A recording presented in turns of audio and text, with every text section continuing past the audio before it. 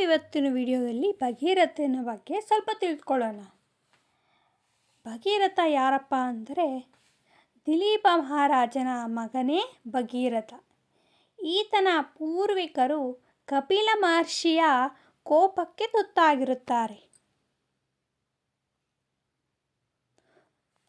ತುತ್ತಾಗಿ ಭಸ್ಮವಾಗಿರುತ್ತಾರೆ. ಅವರಿಗೆ ಮೋಕ್ಷ ಕೊಡಿಸುವ ಸಲುವಾಗಿ ಭಗೀರಥ ಗಂಗೆಯನ್ನು ಭೂಮಿಗೆ ತರುವ ಯತ್ನ ಮಾಡುತ್ತಾನೆ. ಗಂಗೆಯನ್ನು ಕುರಿತು ತಪಸ್ಸು ಮಾಡುತ್ತಾನೆ. ಗಂಗೆ ವಿಷ್ಣುವಿನ ಪಾದದಿಂದ ಜನಿಸಿದವಳು. ಭಗೀರಥನ ಕಠೋರ ತಪಸ್ಸಿನಿಂದ ಗಂಗೆ ಸುಪ್ರೀತಳಾಗುತ್ತಾಳೆ. ಅವನೆದುರು ಪ್ರತ್ಯಕ್ಷವಾಗುತ್ತಾಳೆ. ನಿನಗೇನು ಬೇಕು ಎಂದು ಕೇಳುತ್ತಾಳೆ. ಆಗ ಭಗೀರಥ ತನ್ನ ಪಿತೃಗಳಿಗೆ ಮೋಕ್ಷ ಕೊಡಬೇಕೆಂಬ ಮನದ ಇಂಗತಿಯನ್ನು ಆಕೆಯ ಎದುರು ಹೇಳುತ್ತಾನೆ. ಆದರೆ ಗಂಗೆ ಬರಲು ಒಪ್ಪುವುದಿಲ್ಲ.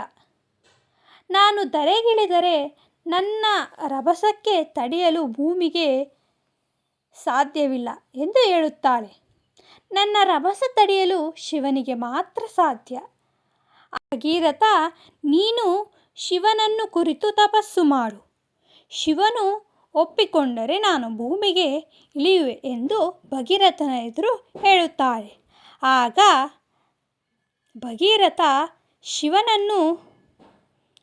ಶಿವನನ್ನು ಕುರಿತು ತಪಸ್ಸು ಮಾಡಲು ಯೋಚಿಸುತ್ತಾನೆ.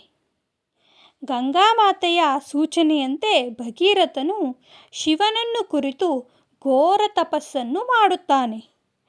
ಗಂಗೆಯ ಹರಿವಿನ ರಭಸವನ್ನು ತಡೆಯಲು ಪರಮೇಶ್ವರನು ಒಪ್ಪುತ್ತಾನೆ.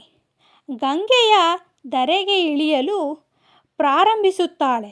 ಆದರೆ ಆಕೆಯ ಅಹಂಕಾರವನ್ನು ಅರಿತು ಶಿವನು ಗಂಗೆಯನ್ನು ತನ್ನ ಹೆಡಮುಡಿಯಲ್ಲಿ ಕಟ್ಟಿಕೊಳ್ಳುತ್ತಾನೆ. ಆಗ ಗಂಗೆಯ ಸೊಕ್ಕು ಅಡಗುತ್ತದೆ.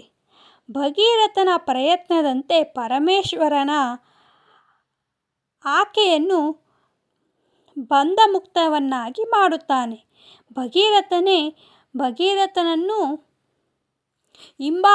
ಹಿಂಬಾಲಿಸಿಕೊಂಡು ಗಂಗೆ ಕಪಿಲ ಮಹರ್ಷಿಯ ಆಶ್ರಮವನ್ನು ಸೇರುತ್ತಾಳೆ. ಆಗ ಸಗರ ಮಹಾರಾಜರ ವಂಶವನ್ನು ಉದ್ಧರಿಸುತ್ತಾಳೆ. ಅವರಿಗೆ ಪಿತೃಲೋಕ ಪ್ರಾಪ್ತಿಯಾಗುತ್ತದೆ. ಭಗೀರಥ ಶಿವನನ್ನು ಕುರಿತು ತಪಸ್ಸು ಮಾಡಿದ. ಶಿವನು ಪ್ರತ್ಯಕ್ಷನಾದ. ಗಂಗೆ ಆಕಾಶದಿಂದ ಧುಮುಕಿದಳು. ಶಿವನು ಅವಳನ್ನು ಜಟೆಯಲ್ಲಿ ಧರಿಸಿದ. ಅಲ್ಲಿಂದ ಭೂಮಿಗಿಳಿದಳು. ಭಗೀರಥನ ಹಿಂದೆ ಹಿಂಬಾಲಿಸುತ್ತಾ ಹೊರಟಳು. ಮುಂದಿದ್ದ ಜಾಗವನ್ನೆಲ್ಲ ಪವಿತ್ರಗೊಳಿಸುತ್ತಾ ಹೋದಳು. ಭಗೀರಥನ ತಂದೆ ತಾತಂದಿರನ್ನು ಸ್ವರ್ಗ ಪ್ರಾಪ್ತಿಯಾಗುವಂತೆ ಮಾಡಿದಳು ಗಂಗೆ. ಇದು ಭಗೀರಥ ಭೂಮಿಗೆ ಗಂಗೆಯನ್ನು ಹರಿಸುವುದಕ್ಕೆ ತಪಸ್ಸನ್ನು ಮಾಡಿದ. ಭಗೀರಥ ಮಹರ್ಷಿ ಎಷ್ಟೋ ತಪಸ್ಸಿನಿಂದ ಭೂಮಿಗೆ ಇಳಿದಳು ಗಂಗೆ. ಭಗೀರಥನು ತನ್ನ 60,000 ಚಿಕ್ಕಪ್ಪಂದಿರನ್ನು ಈ ಕಪಿಲ ಮಹರ್ಷಿಯ ಶಾಪದಿಂದ ಮುಕ್ತಗೊಳಿಸಿದ. ಇದೆಲ್ಲ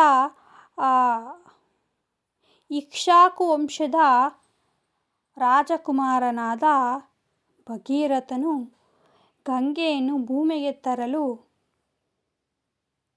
ತಪಸ್ಸನ್ನು ಮಾಡಿದ.